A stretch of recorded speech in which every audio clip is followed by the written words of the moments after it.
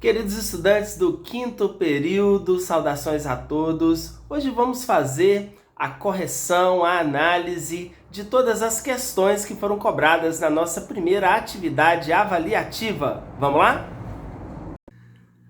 Pessoal, vamos lá então, vamos fazer a análise das questões.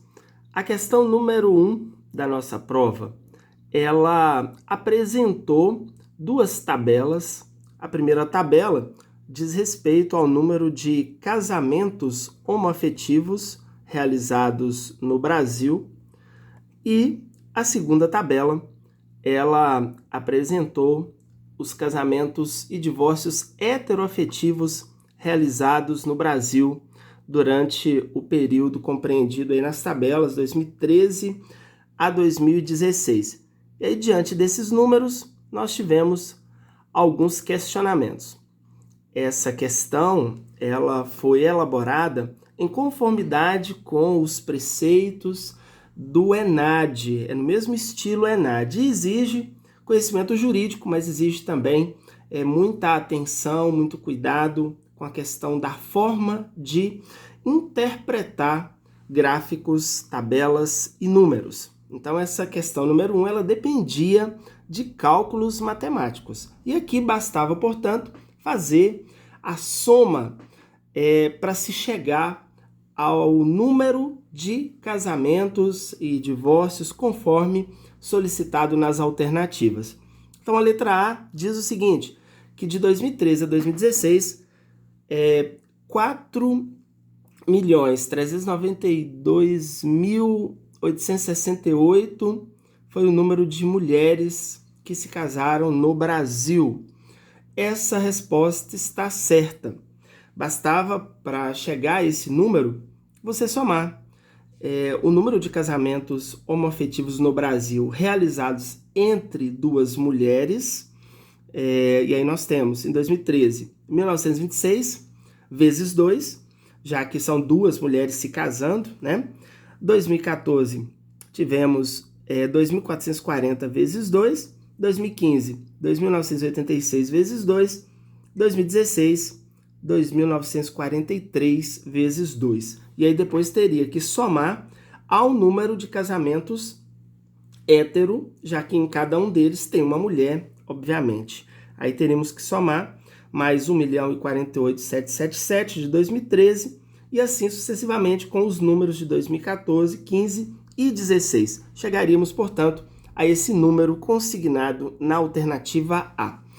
A alternativa B está, portanto, consequentemente incorreta, já que ela também trata de números reais. A C, o número de casamentos homoafetivos de 2015 é inferior ao de casamentos homoafetivos de 2016. 2015 foram 5.614 e 2016, 5.354. Então, a letra C está incorreta. E a letra D diz o seguinte, o número de divórcios heteroafetivos entre 2013 e 2016 é inferior ao número de divórcios homoafetivos no mesmo período. Não, a gente não tem, inclusive, o número de divórcios homoafetivos, né?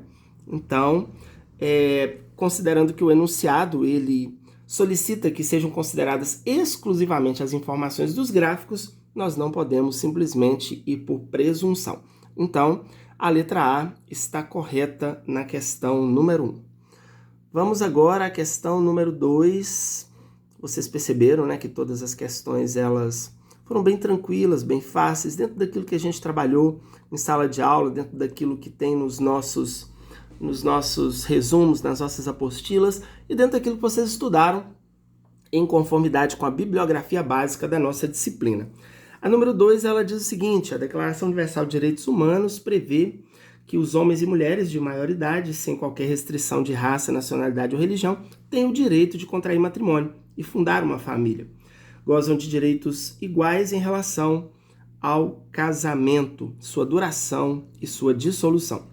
No plano normativo nacional, a Constituição de 88, em seu artigo 226, estabelece que a família, base da sociedade, tem especial proteção do Estado. O Código Civil brasileiro, por sua vez, prevê alguns impedimentos à realização do casamento. E aí, diante desse enunciado, nós temos o comando no sentido de marcar a alternativa que contém a afirmação correta. Então vamos lá. A letra A diz o seguinte: os impedimentos previstos na Lei Civil Brasileira por sua natureza e consequências violam expressamente os comandos da Declaração Universal dos Direitos Humanos. De maneira alguma. Na verdade, a lei brasileira ela não impede que uma pessoa se case. Ela apenas traz algumas restrições, algumas hipóteses em que o casamento ele não poderá acontecer, né? Existem aqueles impedimentos para se casar com certa pessoa em razão de algumas circunstâncias voltadas para parentesco, voltada para questões morais. Então, por essa razão, existem os impedimentos, mas eles são lícitos. Não há nenhuma violação à Declaração Universal de Direitos Humanos nessa perspectiva. A letra B diz o seguinte: não há incompatibilidade entre os direitos previstos no artigo 16 da Declaração Universal dos Direitos Humanos, no tocante ao casamento, e os impedimentos para sua realização previstos no Código Civil. Então, essa parte aí está certa, né? Aí vem, por quê? Ou seja, é por esse motivo, vamos ver, porque mesmo que o casamento aconteça diante de um impedimento, se não houver sentença com trânsito em julgado, ele será válido.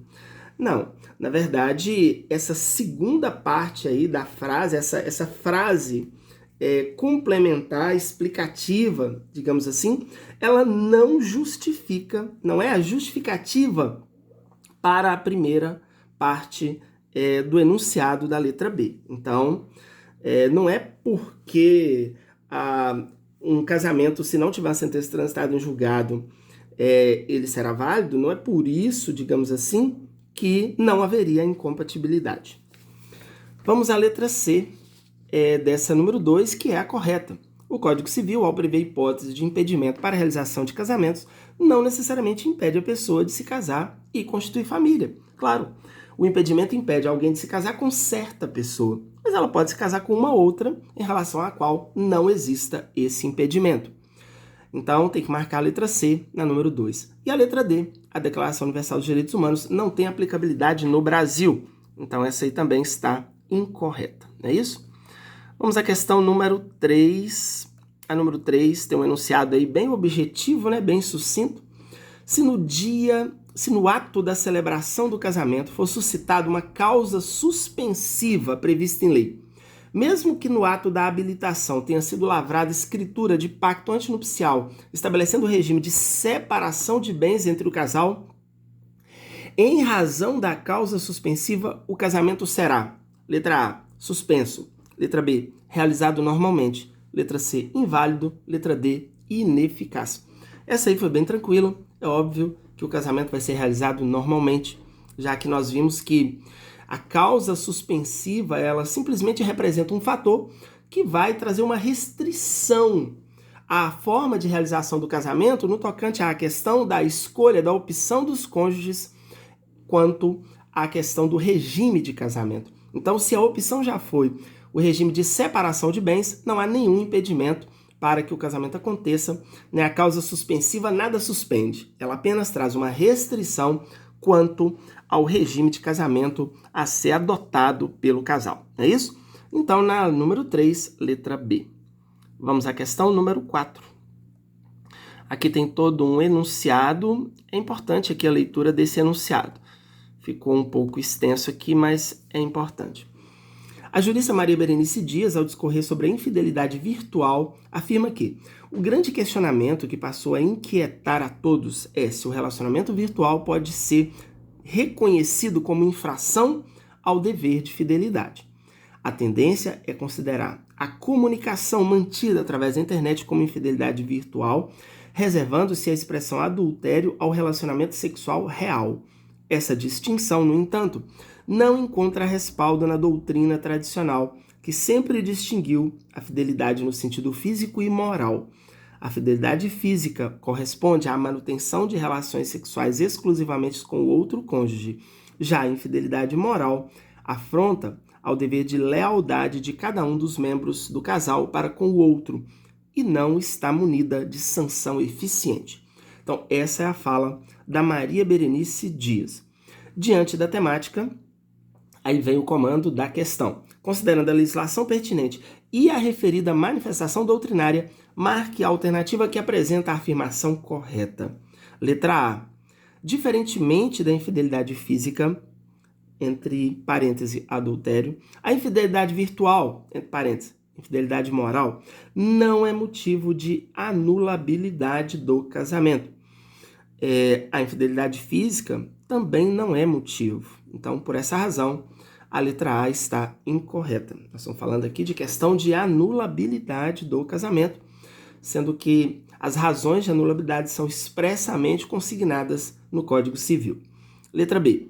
Para a doutrina tradicional, a infidelidade virtual não seria legalmente uma infidelidade, mas uma conduta violadora do dever de lealdade. Está correta essa afirmativa. Mas vamos à parte final dessa oração.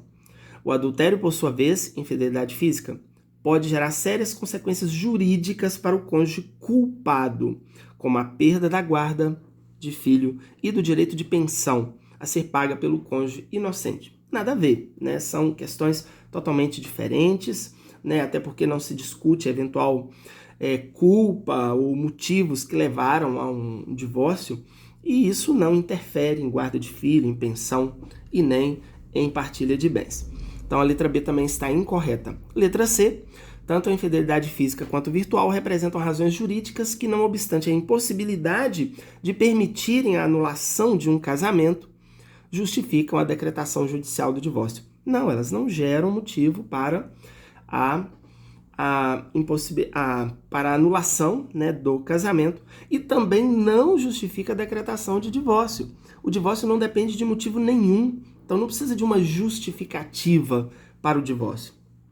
Por isso a letra C também está incorreta. E a letra D, que é a correta. A infidelidade pode gerar consequências no plano dos fatos, porém não necessariamente gera consequências jurídicas, principalmente depois da emenda 66 de 2010, que suprimiu a questão do lapso temporal para o divórcio e também passou a não demandar a análise de questão de culpa para a decretação do divórcio.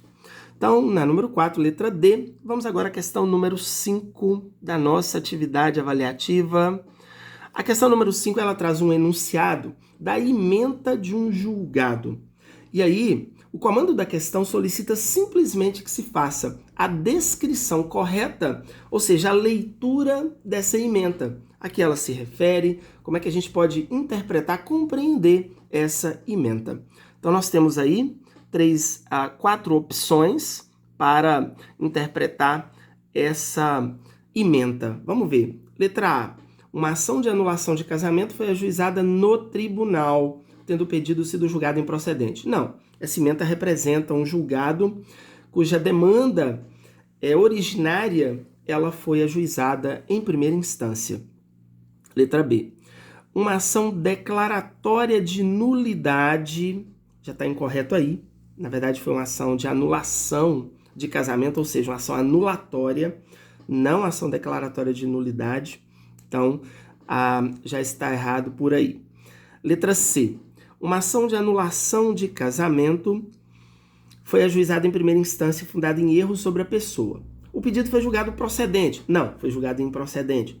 O réu interpôs recurso? Não, quem interpôs recurso foi o autor, no qual foi dado provimento? Não, foi negado provimento. Tendo sido, portanto, reformada a sentença? Não, foi mantida a sentença. Então, o enunciado das alternativas aí, que está correto em compatibilidade com a leitura adequada do que está na ementa, consignada aí na número 5, é a letra D. Uma ação de anulação de casamento, ou seja, uma ação anulatória, foi ajuizada em primeira instância fundada em erro sobre a pessoa. O pedido foi julgado improcedente. O autor interpôs recurso de apelação, ao qual foi negado o provimento, tendo sido, portanto, mantida a sentença. Então, na número 5, letra D. Vamos à questão número 6. Vamos lá. Questão número 6, ela traz o seguinte enunciado. Bem, eu vou fazer aqui uma síntese. Paula e Marcos, eles participam de uma atuação teatral de casamento da roça. no dia 10 de junho. Coincidentemente, eles tinham um casamento marcado para o dia 15 de junho.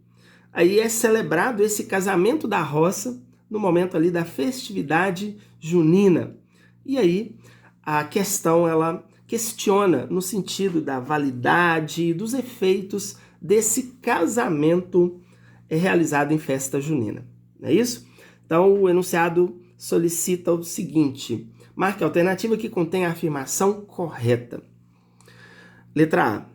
Passou a existir impedimento para a realização do casamento do dia 15 de junho, que seria, né, o casamento real entre o casal, uma vez que ambos já são casados entre si, em razão do ato celebrado dia 10 de junho, ou seja, o casamento da roça, celebrado dia 10 de junho. Então a letra A está incorreta. Letra B. O casamento de 10 de junho de 2019 é inexistente. Sim, por que é inexistente? Porque ele não passou de uma atuação teatral e não gerou efeitos civis. Então, o casal estava ali na condição de personagem teatral. Não houve uma manifestação real de vontade no sentido de estabelecer esse vínculo conjugal no âmbito da norma civil e não houve uma celebração real. A celebração foi fictícia, ela foi teatral. Então, com isso, a letra C também está incorreta. O casamento de 10 de junho é nulo. Não, não é nulo, ele é inexistente. O casamento dia 10 de junho é anulável. Então a letra B está correta, é aquela que tem que ser marcada. O casamento de 10 de junho é inexistente.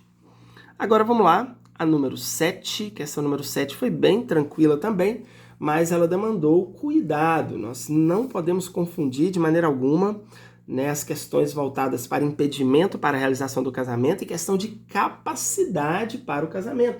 São duas circunstâncias totalmente distintas, com consequências totalmente diferentes, e a gente precisa fazer essa distinção. A número 7 traz o seguinte enunciado: Maria Joana tem 15 anos, está grávida de Paulo, que também tem 15 anos, com quem teve breve relacionamento amoroso. Ao saber da gravidez, Paulo encerrou o relacionamento. Com 8 meses de gravidez, Maria Joana pretende se casar com Jorge, então é uma outra pessoa, um amigo de infância que tem 19 anos e sempre foi apaixonado por ela. Ambos procuram você, na condição de advogado renomado na área de direito de família, e questionam sobre as consequências jurídicas de um eventual casamento da menor, notadamente em razão da gravidez. Diante do caso e das normas jurídicas aplicáveis, marque a alternativa que apresenta a afirmação correta. Então vamos lá.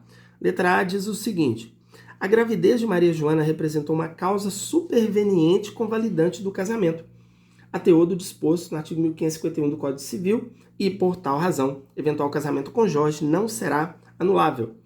A letra A está incorreta, porque, na verdade, ela não se casou após a realização do casamento, após estar grávida, né? Ou melhor, ela não engravidou após o casamento.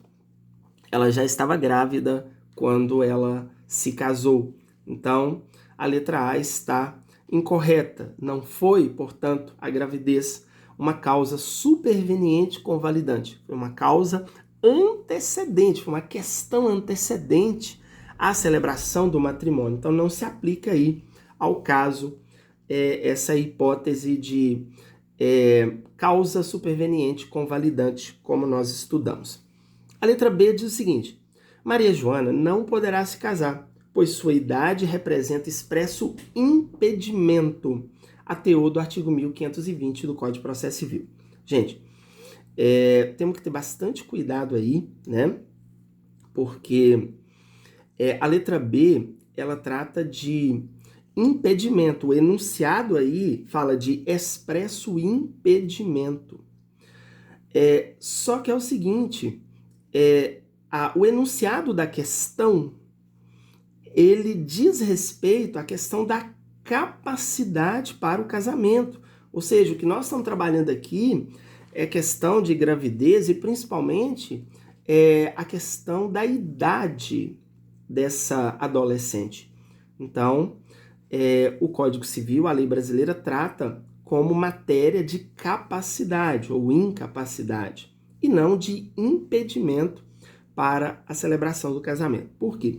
O impedimento, gente, ele sempre não permite, no caso, o casamento da pessoa com certa pessoa.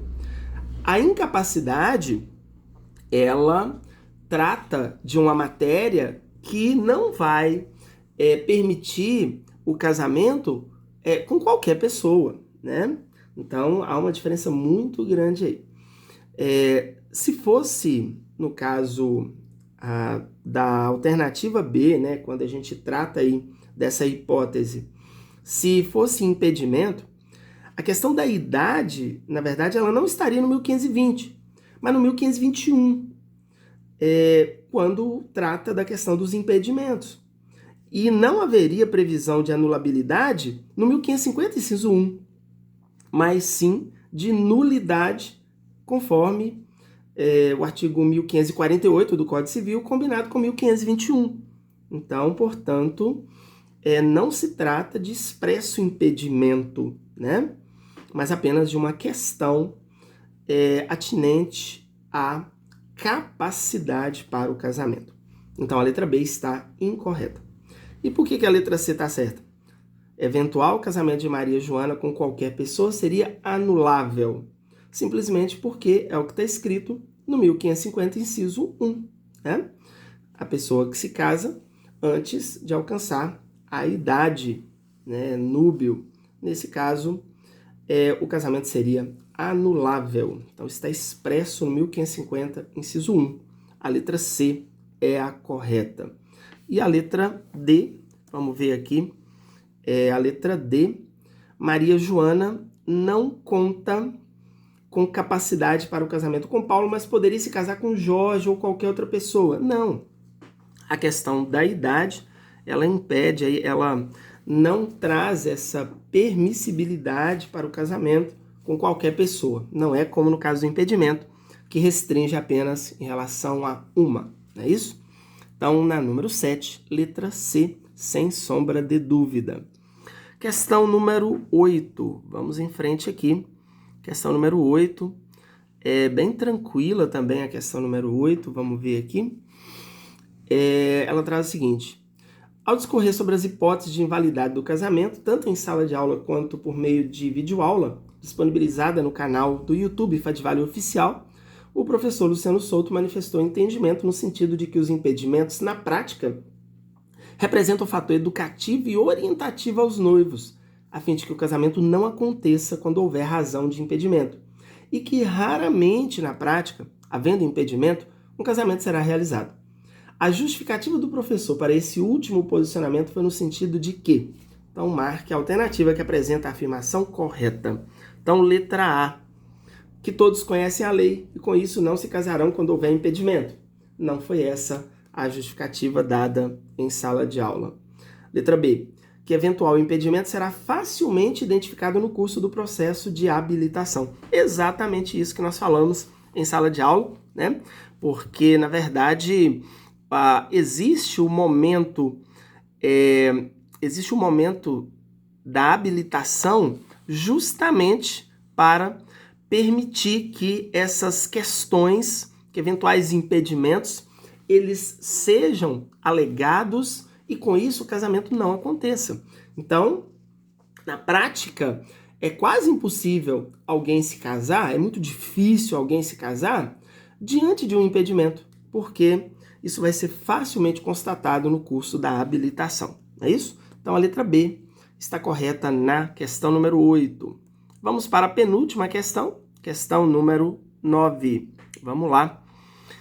No tocante ao casamento avuncular, considere o seguinte, aí eu trouxe aí alguns enunciados tratando aí tanto de aspecto normativo quanto doutrinário, e depois vem o questionamento. Diante de tais apontamentos, à luz do decreto 3.200/41 e do entendimento doutrinário majoritário, que estão, inclusive, referenciados aí no enunciado, né?